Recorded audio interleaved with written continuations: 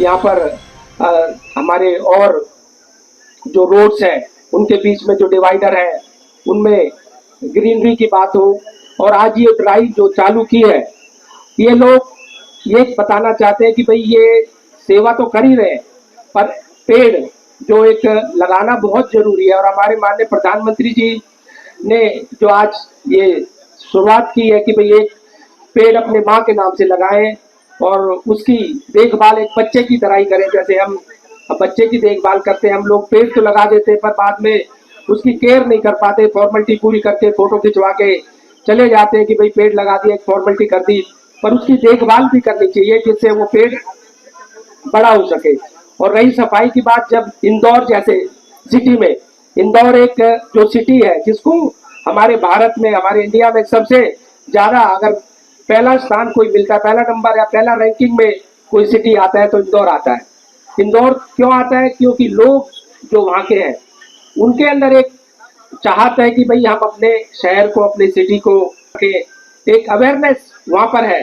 हम सब मिलकर ही ये ड्राइव को कामयाब कर सकते हैं। हम सोचे कि भाई सरकार कर देगी, हमारे कर्मचारी कर देंगे, ये पॉसिबल नहीं है। उसमें सभी आप लोगों का, सबका सहयोग चाहिए, जब ही जाकर हम इसमें इस ड्राइव को कामयाब कर सकते हैं।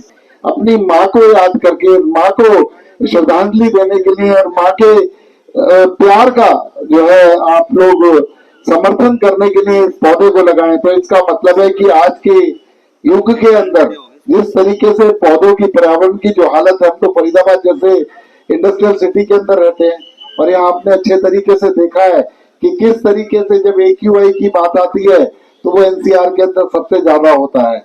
और वो AQI क्योंकि इंडस्ट्रियल सिटी के अंदर रहते हैं।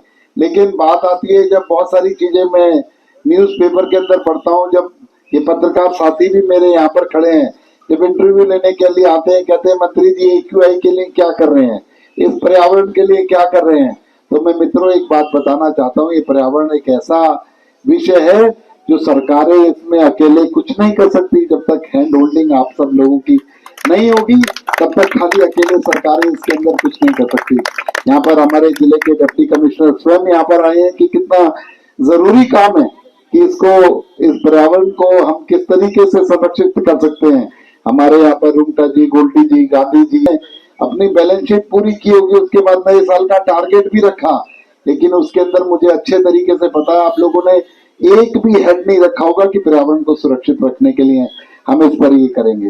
क्योंकि अगर यही हालत रही तो आने वाले दिनों में जब बच्चों के जन्मदिन पर हम लोग जाया करेंगे, किसी शादी के अंदर जाया करेंगे, तो एक छोटा सा ऑक्सीजन का सिलेंडर लेकर हम लोगों को जाना पड़ेगा। वो दिन ज्यादा दूर नहीं है, 15-20 सालों के अंदर ये स्थिति रही तो ये दिन आ जाएगा। तो इसके लिए हमारी जिम्मेवारी है कि हम अपने आसपास के पर्यावरण को दूषित होने से बचाएं।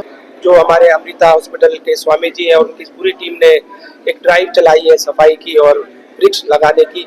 ये ड्राइव पहले भी कई बार इन्होंने चलाई है और आज इस ड्राइव में हम दोनों मंत्री और हमारे यहाँ के संस्थाएं, हमारे बिल्डर्स, हमारे RWS और पूरे हॉस्पिटल की टीम मिलकर इस ड्राइव को कामयाब करेगी। और इसके लिए हम सब संस्थाओं को, बिल्डर्स को, RWS को यही सलाह देते हैं कि भी सफाई कोई सरकार या अधिकारी नहीं कर सकते जब तक सभी लोगों का सहयोग नहीं होगा।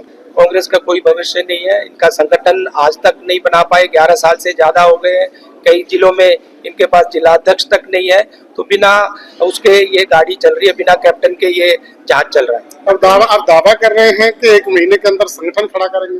देख लेंगे 1 महीने में क्या करेंगे। आज सबसे पहले आप लोगों के माध्यम से विश्व पर्यावरण दिवस की सभी फरीदाबाद वासियों को, हरियाणा वासियों को, देशवासियों को शुभकामनाएं देते हैं कि इस वर्ष पर्यावरण दिवस पे सब लोग संकल्प लें कि हमने पर्यावरण की रक्षा करेंगे, चाहे वो छोटा सा इनिशिएटिव क्यों ना हो, चाहे प्लास्टिक का यूज ना करें, चाहे पौधारोपण करें, चाहे कुछ और करें, कोई ना कोई संकल्प जरूर लें।